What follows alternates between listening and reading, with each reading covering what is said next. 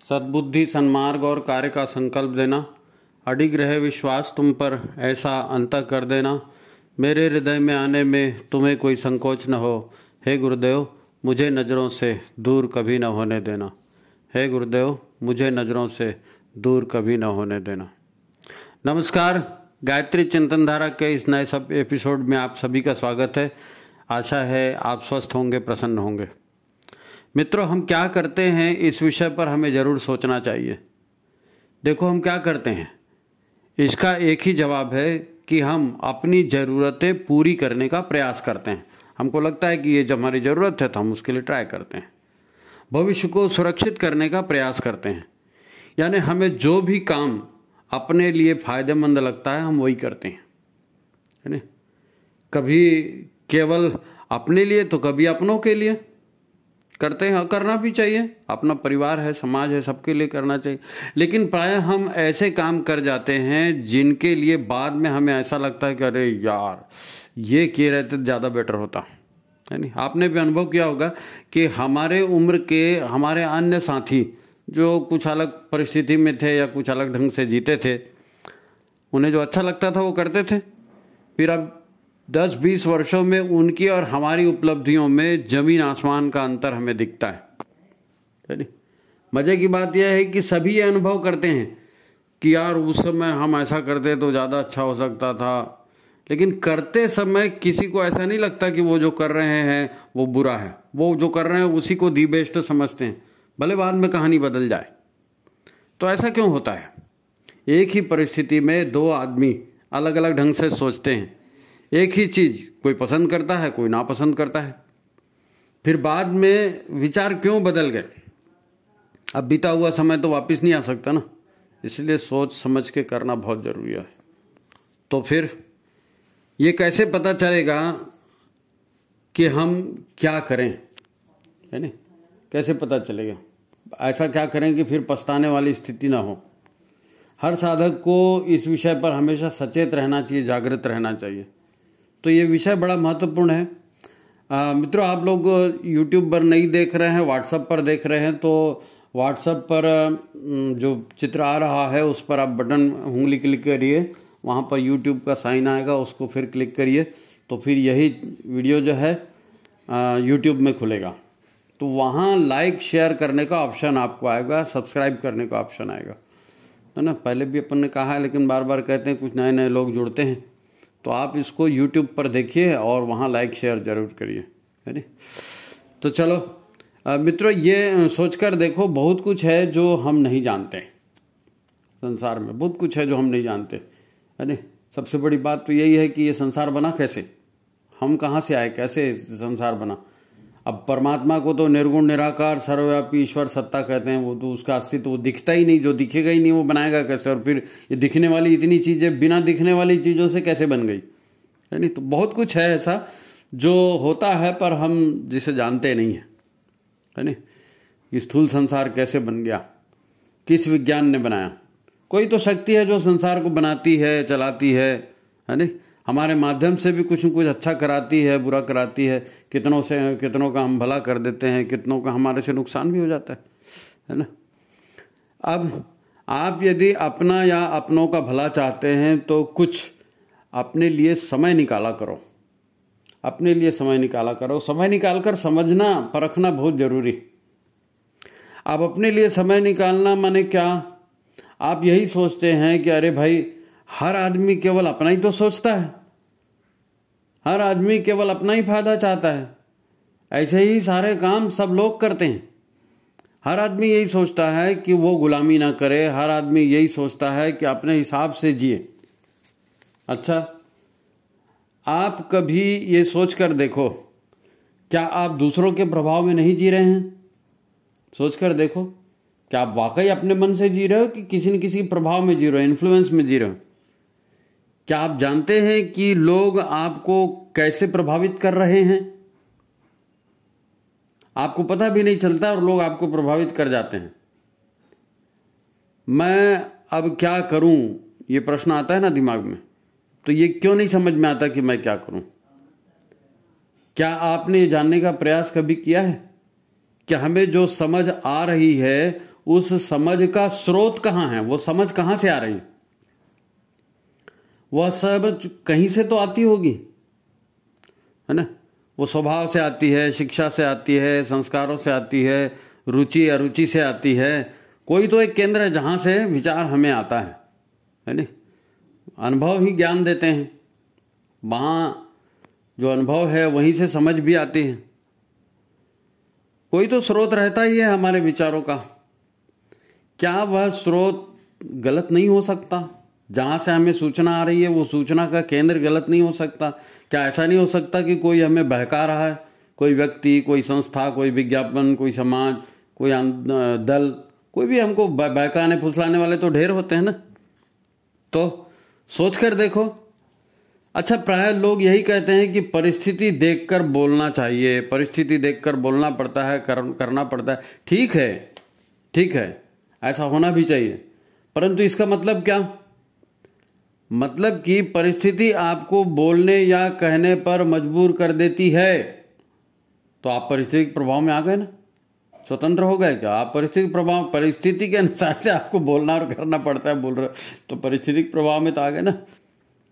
तो आपको वह भी करना बोलना पड़ जाता है जो वास्तव में आप बोलना नहीं चाहते थे, करना नहीं चाहते थे, पर क्या करें, परिस्थिति आ गई। न चाहते हुए भी परिस्थितिवश विचारों के विरुद्ध भी बोलना पड़ता है, करना पड़ता है, और लोग करते हैं। अच्छा, जो काम आप अपनी मर्जी से करते हैं वो मर्जी कहाँ से आती है? देखो, एक आपको उदाहरण बताता हूँ, है नहीं। आप बाजार से बढ़िया वाला कुकर लाते हैं, कुकर खाना बनाने वाला, है नहीं, साफ स्वच्छ गंध रहित रिफाइंड तेल लाते हैं। अब रिफाइंड तेल है कि केमिकल है वो अलग बात है, लेकिन आप यही सोच के लाते हैं कि बढ़िया रिफाइंड तेल है, एकदम साफ आर पार दिखता है, कोई गंदगी नहीं है, आप ले आए साफ रिफाइंड तेल। अब वैसे ही आयोडीन नमक लेकर आते हैं। सरकार ने खूब प्रचार किया, लोगों ने प्रचार किया, आयोडीन खाओ, आयोडीन खाओ, है ना। फिर आपको पता चलता है कि एल्यूमिनियम के कुकर में भोजन बनाने से भोजन विकृत हो जाता है, बिगड़ जाता है, एल्यूमिनियम ऑक्साइड उसमें चली जाती है, वो तो जहरीला होता है ना।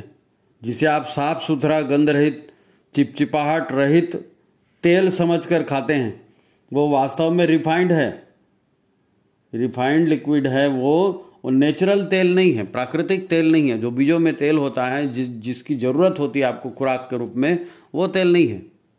और फिर पता चलता है कि आयोडीन नमक से आपको ये नुकसान होता है। तो फिर लोग कहते हैं समुद्री नमक खाना चाहिए, कोई कहता है सेंधा नमक खाना चाहिए, ज़्यादा बेहतर है।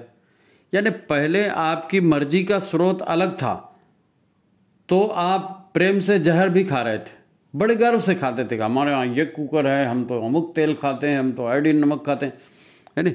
फिर आपने एल्युमिनियम कुकर फेंक दिया, क्योंकि पता चला एल्युमिनियम ऑक्साइड उसके साथ जा रहा है। वो सफ़ेद सफ़ेद जम नहीं जाता कुकर में। अब दाल वाल पकाए, चावल उसी में गिर गया, उसी को खा रहे हैं, तो एल्युमिनियम ऑक्साइड पेट में जा रहा है ना।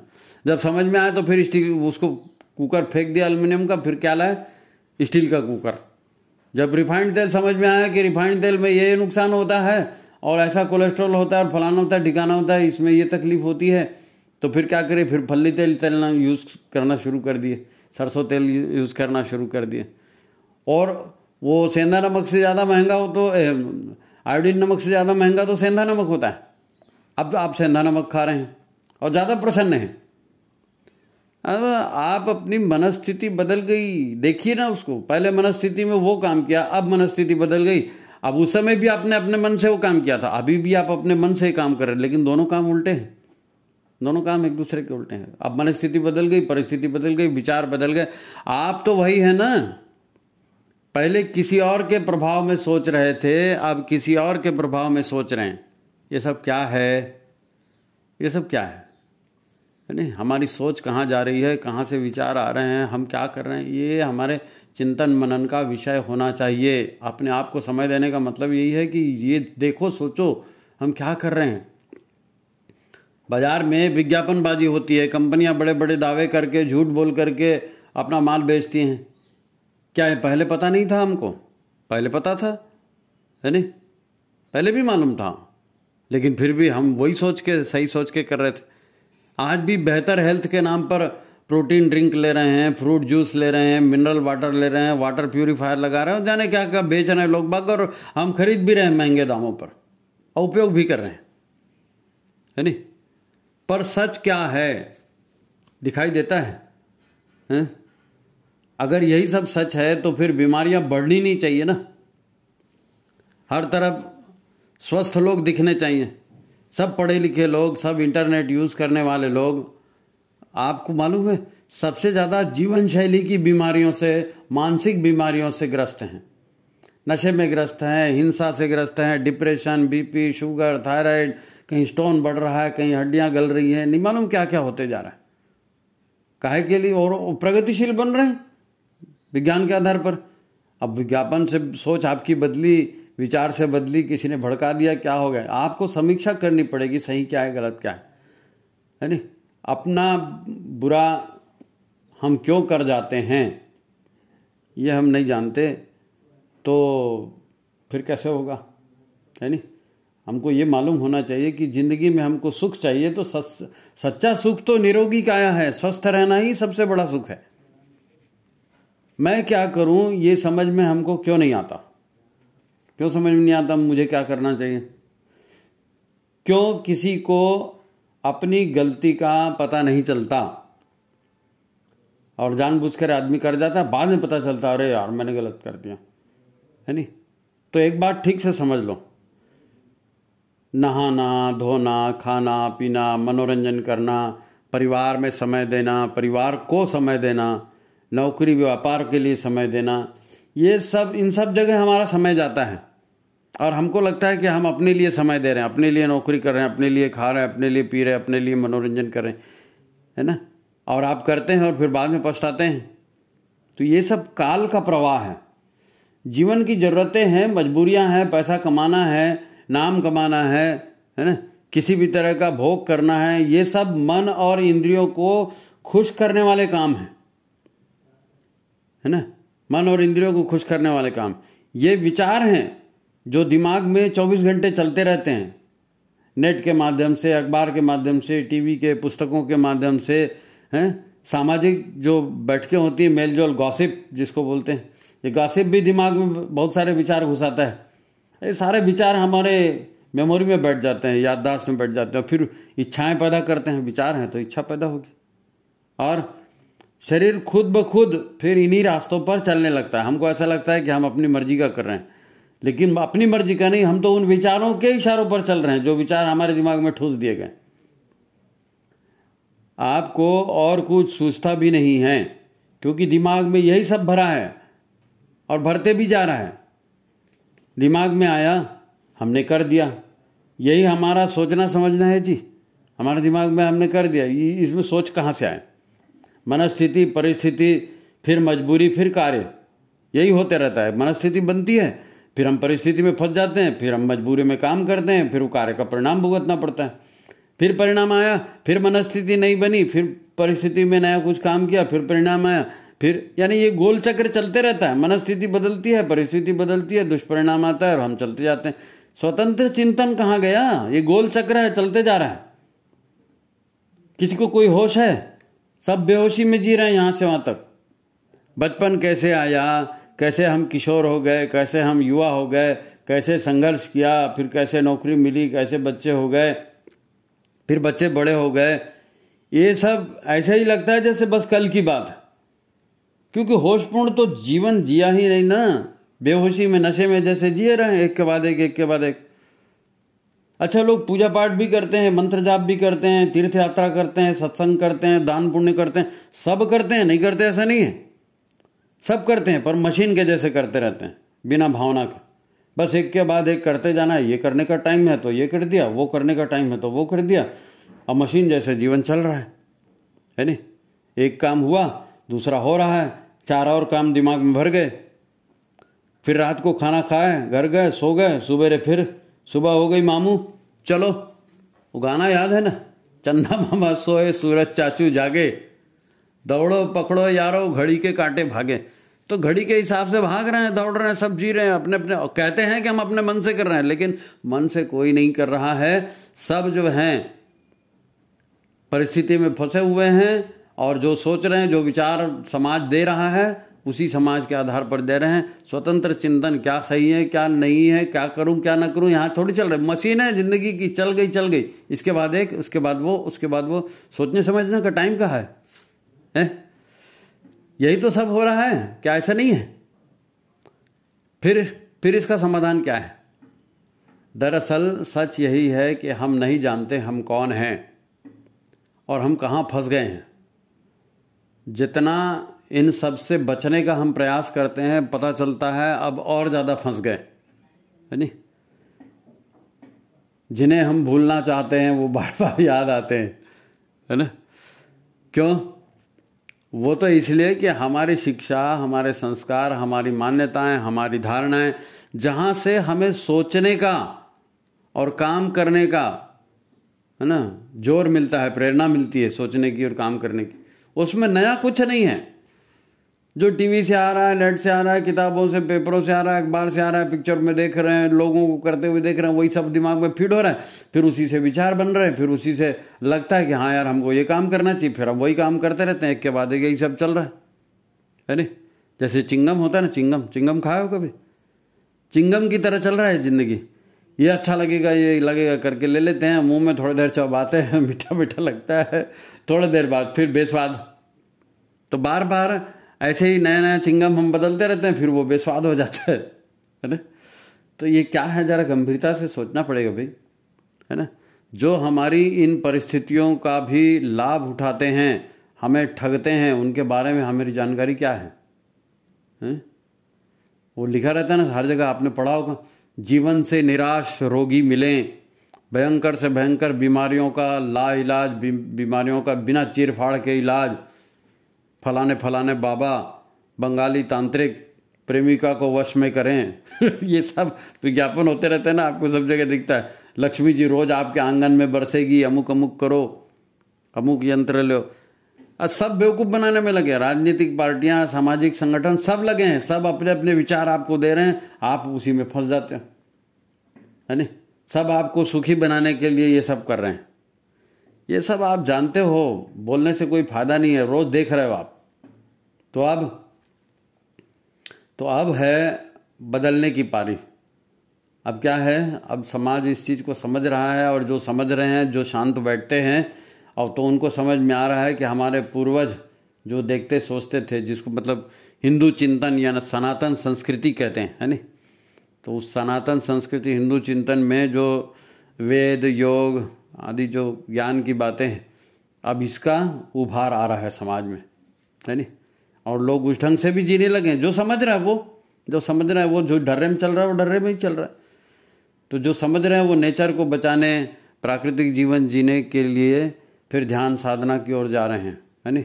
और ध्यान साधना से रोगों का इलाज भी हो रहा है, मनोचिकित्सा हो रही है, आध्यात्मिक चिकित्सा हो रही है, सब भी हो रहा है। तो बात कहाँ आ गई? बात ये आ गई कि ये संसार जिस अदृश्य सत्ता ने बनाया है, जो स्थूल दिख रहा है, तो ये दो तरह के संसार हैं, दो तरह की बातें हैं। स्थूल संसार है, सूक्ष्म संसार है। और क्या करना चाहिए, क्या नहीं करना चाहिए, जो नहीं करना चाहिए उसको आसुरी काम कहते हैं, जिसमें सबका बुरा होता है, और जो करना चाहिए वो देवताओं के काम है, जिसमें सब मिलजुल के प्रेम से रहते हैं। तो ये जब से संसार बना है, अच्छाई बुराई का संघर्ष चल रहा है। इसी को देवासुर संग्राम भी कहते हैं, है नहीं? गुरुदेव ने क्या कहा? गुरुदेव ने कहा कि मनस्थिति बदलो, परिस्थिति खुद ब खुद बदल जाएगी, है नहीं? गुरुदेव ने हमारे यही कहा, मनस्थिति को बदलो, परिस्थिति खुद ब खुद बदल जाएगी। परिस्थिति को क्या बदलोगे? परिस्थिति को रिएक्ट करोगे, फिर काम करोगे, फिर सामने से रिएक्शन आएगा। आपको अपनी मेंटलिटी बदलनी पड़ेगी, है नहीं? उनका जोर किस बात पर था? गुरुदेव का जोर इस बात पर था कि अपने आप को जानो। जब तुम अपने आप को जानोगे तब तुमको समझ में आएगा कि करना क्या है। इसलिए उन्होंने पुस्तक लिखी, सबसे पहली किताब वही थी, मैं कौन हूं, है नहीं? उन्होंने हमको झकझोरा, क्या समझते हो? हैं आप भी वही समझते हो, man is a social animal. अरे भाई, अनेक पशु हैं जो सामाजिक ढंग से जीते हैं, तुम पशु नहीं हो। उन्होंने कहा कि मनुष्य एक भटका हुआ देवता है, देवत्व हमारी पहचान है नहीं? उन्होंने मासिक पत्रिका निकाली, अखंड ज्योति, आज भी निकल रही है। बहुत सारी जो हैं पुस्तकें, उन्होंने हजारों किताबें लिखी। आध्यात्म विज्ञान के प्रणेता कहे जाते हैं गुरुदेव, कि सारे आध्यात्म में उन्होंने विज्ञान का पुट देकर तर्क संगत बातों को सामने लाया और रखा लोगों के सामने में, देख लो कि इसका परिणाम क्या है, इसका परिणाम क्या है, जो अच्छा है उसको करो, है नहीं। अब कोई समझा, कोई नहीं भी समझा। कई लोग केवल उनके चमत्कारी प्रभाव से, उनके तप के प्रभाव से उनके पास आकर्षित हो गए, है नहीं, और ऊपरी कपड़े लत्ते बदल दिए और जैसे भी करते बना आगे पीछे होते रहे, लेकिन अपने आप को बदलने की दिशा में, सोचने की दिशा में, चिंतन मनन की दिशा में उन्होंने काम नहीं किया। तो जैसे थे वैसे ही रह गए, जैसे थे वैसे ही रह गए। बात समझने की है। जिस प्रकार से भोगवाद बढ़ा, जनसंख्या बढ़ी, माया का यानी छल प्रपंच का साम्राज्य बढ़ा, तो हमारा काम भी बढ़ना चाहिए था, देवसेना भी बढ़नी चाहिए थी, अच्छे लोगों की सेना भी बढ़नी चाहिए थी, है नहीं। परंतु माया के प्रभाव ने आस्था का संकट पैदा कर दिया। गुरुदेव यही कहते थे कि बेटा आज का मूल संकट जो है आस्था का संकट है। लोगों की आस्था हिल गई है, विश्वास हिल गया है, उन्हें विश्वास ही नहीं होता। सूक्ष्म पर भी कहा, अब सूक्ष्म दिखता नहीं है तो गुरु के आधार पर विश्वास करके ही आदमी आगे जाएगा ना। अब इतने बाबा हो गए, है ना, एक के बाद एक कितने सारे गुरु आ गए और अच्छे अच्छे लोग इनके भ्रमजाल में उलझ गए। तब मामूली परिवर्तन के साथ हम आज भी भ्रमजाल में ही पड़े हैं। थोड़ा बहुत समझ में आया तो थोड़ा बहुत परिवर्तन कर दिया, वरना भ्रमजाल से अब निकले कहाँ हैं बाहर, उसी में फंसे हैं। विश्वास ही नहीं होता। गुरुजी ने कहा ठीक है, गुरुजी का फोटो लगाए ठीक है, गुरुजी को चढ़ावा दिए, गुरु पूर्णिमा मना लिए ठीक है, लेकिन आज के हिसाब से चलना पड़ेगा। अच्छे अच्छे लोग कहते हैं भाई, और चलते नहीं है। चलने के गुरुदेव के सामने सिद्धांतों पर चलने की पारी आई तो फिर लेफ्ट राइट बाएं दाएं देखते हैं। तो अब हर व्यक्ति को आत्मचिंतन करना चाहिए। उन्होंने कहा मनुष्य का जन्म कैसे होता है, जैसे अन्य पशु पक्षी पैदा होते हैं वैसे ही मनुष्य भी पैदा होता है, परंतु मनुष्यता का विकास तप साधना के द्वारा होता है। पशुओं के जैसे जीकर आप नहीं कर सकते, थोड़ी तप करना पड़ेगा, ज्ञान अर्जन करना पड़ेगा, थोड़ा सा अपने मन को संयमित करना पड़ेगा, क्योंकि मनुष्य योनि ही एकमात्र कर्म योनि है। मनुष्य योनि ही एकमात्र कर्म योनि। आप आत्मचिंतन करेंगे, तप साधना करेंगे, तभी पशुता का, भोगवाद का चक्र आपसे छूटेगा, नहीं तो उसी चक्र में फंसे रहेंगे, है नहीं। गायत्री मंत्र के जाप और गायत्री की पंचकोशी साधना से आत्मविकास के मार्ग पर हम चल सकते हैं। तो उसका अध्ययन करना पड़ेगा, गायत्री का जाप करना पड़ेगा। जो पंचकोशी साधना करते हैं तो उनको समझ में आता है कि अरे भाई हम कोई जानवर नहीं है, हम तो हमारे भीतर कितनी असीम संभावना है, हमारे मन में कितनी असीम संभावना है ना। तो ये समझ में तब आएगा जब आत्मचिंतन करेंगे, स्वाध्याय करेंगे, है ना। प्रातः ब्रह्म मुहूर्त में आप जागें, जाग कर ध्यान करें, जाप करें, योग आदि करेंगे, आत्मचिंतन करेंगे, है ना, तो देवात्मा हिमालय और महाकाल की चेतना से आप जुड़ सकेंगे। देवात्मा हिमालय, वहाँ अनेक अशरीरी ऋषि मुनि आज भी रह रहे हैं, वो विश्व कल्याण का संदेश वहाँ से दे रहे हैं, है ना। तो सूर्य की प्राण शक्ति और हिमालय की दिव्य सत्ताओं से आप जुड़िए, महाकाल की चेतना से जुड़िए। प्रातः उठना पड़ेगा, ध्यान साधना में लगना पड़ेगा, है ना, उनसे ऊर्जा हमको मिल सकती है। अब सारे विपरीत प्रचार और अनास्था के माहौल में भी जिन्हें ये बात समझ में आई, है नहीं, इतना माहौल विपरीत है, लेकिन ऐसा नहीं है कि सबको समझ में नहीं आया, कई लोगों के समझ में आया। तो जिन्होंने समझ लिया उन्होंने अपनी आप को शांत किया, अपने आप को शांत किया, अपने आप को प्रतिक्रियावादी नहीं बनाया, उन्होंने आत्मविश्लेषण किया। जो हिमालय की दिव्य सत्ता से जुड़े, है ना, उनमें परिवर्तन आया, है ना। फिर वो परिवर्तन आके वो गीत उन्होंने ही तो लिखे हैं, स्वयं भगवान हमारे गुरु, परम सौभाग्य हमारा है, स्वयं नारायण नर्तन धरे हमारे बीच पधारे। जिसने समझा, जिसने उस चेतना को अंगीकार किया, जिसके विचार वहां तक गए, जिन्होंने समझने की कोशिश की, अपनी चलती हुई गाड़ी को थोड़ा सा लगाम लगाया, है नहीं, थोड़ा सा शांत हुए, मशीनी जिंदगी से थोड़ा शांत हुए, धैर्य से बैठे और सोचा समझा। ये ठीक है कि इनकी संख्या आज बहुत कम दिखती है, परंतु अब लोग बहुत ज़्यादा जुड़ भी रहे हैं, क्योंकि ठोकर पड़ रही है। अब भोगी जो है, जो ठोकर खाता है, उसको बात जल्दी समझ में आती है नहीं। प्रारब्ध कितना भी निर्मम हो, भाग्य कितना भी निर्मम हो, यदि आप युग शक्ति गायत्री के शरण में आते हैं, युग शक्ति गायत्री का जाप करते हैं, तो सद्बुद्धि जरूर जागती है, जरूर सद्बुद्धि जागती है। जिसकी उपासना पक्की है, जिसकी साधना पक्की है, उसके भीतर जागेगी, उसके भीतर जागेगी। गुरुदेव स्वयं उसकी मदद करेंगे, है ना। गुरु का मंत्र था आत्म सुधार संसार की सबसे बड़ी सेवा है। अब लोग मानने लगे कि हाँ भाई अपने आप को सुधारना पड़ेगा।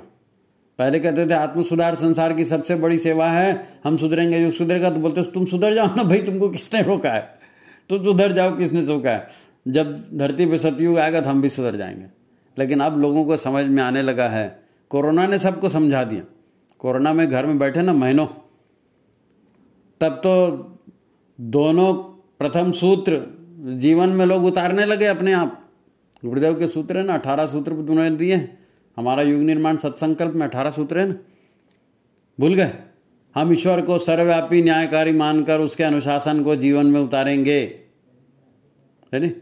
कोरोना ने सर्वव्यापी ईश्वर की महाकाल की चेतावनी अच्छे से समझा दी, अच्छे से समझा दी कोरोना ने महाकाल की चेतावनी कि ईश्वर है भैया, ईश्वर जो कर रहा है उस चीज को समझो, है ना। शरीर को भगवान का मंदिर समझना है, आत्म संयम से रहना है, योग प्राणायाम करना है, प्राकृतिक जीवन जीना है, शाकाहारी जीवन जीना है, तभी इम्यूनिटी पावर बढ़ेगी, रोगों से लड़ने की ताकत बढ़ेगी और जिंदा बचोगे। इम्यूनिटी पावर का कितना था, सब मर रहे थे ना कोरोना में, तो जिंदा बचने क्या। तो दोनों सूत्र समझ में आए उस समय गुरुदेव की। ठोकर लगने से सब समझ में आता है, लेकिन विद्वान वो हैं जो ठोकर खाने के पहले समझ जाते हैं। दूसरों की ठोकर से जिसको अकल आ जाए वो विद्वान है। ठोकर से तो पशु भी सीख जाता है ना। तो उन लोगों को जो शांत बैठकर आत्मचिंतन करते हैं, ये बात समझ में आ रही है ना। दिन रात उल्टे सीधे धंधे करके पैसे बटोरने से कुछ नहीं होगा। लाइफस्टाइल बिगाड़ कर, तनाव बढ़ाकर बीमारियां ही पालोगे आप। जिंदगी भर की कमाई अस्पतालों में झोंक कर भी आप जो है स्वस्थ प्रसन्न नहीं रह सकते। आत्म संयम और नियमितता के द्वारा, अनुशासन के द्वारा जीवन को बचाया जा सकता है नहीं। उन्होंने पहले ही कहा था आने वाले दिनों में ज़्यादा पैसे नहीं रख सकेंगे लोग। सरकार आपके पास जरूरत से ज़्यादा धन इकट्ठा नहीं होने देगी। अब वो दिख रहा है ना, गुरुदेव की सारी एक एक भविष्यवाणी अब उतरते दिख रही है जीवन में। कहाँ कहाँ कितनी कितनी नोटों की गड्डियाँ रोज मिल रही हैं, जब्ती हो रही हैं, छापे पड़ रहे हैं, सब जब्त हो रहा है। आप जरा ठहरो, शांत होकर जरा ध्यान से बैठो, कुछ मत करो, बस ये समझो कि अपने आप को आपको समय देना है, अपने आप को समय देना है। थोड़े अपनी ज़िंदगी में ब्रेक लगाओ, शांत हो जाओ। ये जितनी काइनेटिक एनर्जी बाहर के विचारों की ऊर्जा भरी है ना, इसको थोड़ा ठंडा होने दो, थोड़ा ठंडा होने दो। जब आप शांत बैठेंगे, है ना, अपने विचारों की, व्यवहार की समीक्षा करेंगे, तब आपको समझ में आने लगेगा कि आदमी को क्या चाहिए। अच्छा स्वास्थ्य चाहिए आदमी को, क्या चाहिए? अच्छा स्वास्थ्य चाहिए, समझदारी से भरा परिवार चाहिए, संस्कारी सेवाभावी प्रेममय परिवार चाहिए, है नहीं। तो फिर अपनी कुरीतियों को छोड़ो, गंदे काम जो करते थे, गंदे विचार जो चढ़ते थे, अरे सब चलता है, वो सब बंद करना पड़ेगा, सन्मार्ग पर चलना पड़ेगा। परिवार और समाज में बेहतर वातावरण बनाने के लिए कोशिश करनी पड़ेगी, क्योंकि आपका पड़ोसी खराब है तो आपके बच्चे खराब हो जाएंगे ना। तो आपको अपने परिवार को तो ठीक करना ही है, अपने पड़ोसी का, अपने परिवार के, समाज का भी करना है। तो फिर धर्म तंत्र से लोक शिक्षण का काम चलाना पड़ेगा, है नहीं। अच्छी संतान कैसे पैदा हो, अभी टीवी देख देख के पैदा होते हैं, फिर वो 1 साल का बच्चा भी बिना मोबाइल के चुप नहीं होता, है ना। माँ बाप बच्चों को खाना खिलाने के पहले मोबाइल पकड़ा देते हैं, देख बच्चा मोबाइल, फिर बाद में बोलते हैं क्या करें, बच्चा मोबाइल छोड़ता ही नहीं है ना। तो सुसंतति निर्माण, गर्भ से ही बच्चों को सिखाना है, अच्छी संतान कैसे पैदा करना, ये सीखना पड़ेगा, ये सीखना पड़ेगा, है ना। संस्कारों की परंपरा को फिर से चालू करना पड़ेगा। गुरुदेव का जो सूत्र है ना, अपनी रोटी मिल बांट कर खाओ, दूसरों के साथ व्यवहार मत करो जो तुम्हें अपने लिए पसंद नहीं। पैसों का, इंद्रियों का, विचारों का, सबका संयम नहीं रखोगे तो भोगों में फंस जाओगे, अहंकार में फंस जाओगे, बीमार पड़ जाओगे, है ना। पैसा भी जाएगा और सुख शांति भी जाएगी। सहयोग सहकार करोगे तो प्रेम भी मिलेगा, जीवन में शांति भी आएगी और खुद का जीवन धन्य लगने लगेगा। आपको खुद मजा आएगा कि अरे यार बढ़िया लाइफ अच्छी चल रही। तो ये बात है, साधना का काल है, देखो सोचो, है नहीं। गुरुदेव ने तो सन्मार्ग दिखा दिया है। गायत्री स्वयं सद्बुद्धि की देवी है, परंतु अभी तो कलयुगी संस्कार दिमाग में भरे हैं ना, वहीं से प्रेरणा आ रही है। कलयुगी संस्कार ही आपको प्रेरित कर रहे हैं, वहीं से विचार आ रहे हैं। तो संघर्ष अपने भीतर चल रहा है, महाभारत संघर्ष, क्या करें क्या ना करें, है नहीं। अहंकार की, मैं की, मेरे की लड़ाई चल रही है। तो उज्जवल भविष्य की संभावनाएं भी हैं और महाविनाश की संभावना भी है। सवाल यह है कि हम कहाँ, हमारी नैया कहाँ लगने वाली है, विनाश में फंसेगी हैं कि उज्जवल भविष्य की ओर चलेंगे। तो अपने आप को समय दो, थोड़ा सा अध्ययन करो, सोचो समझो।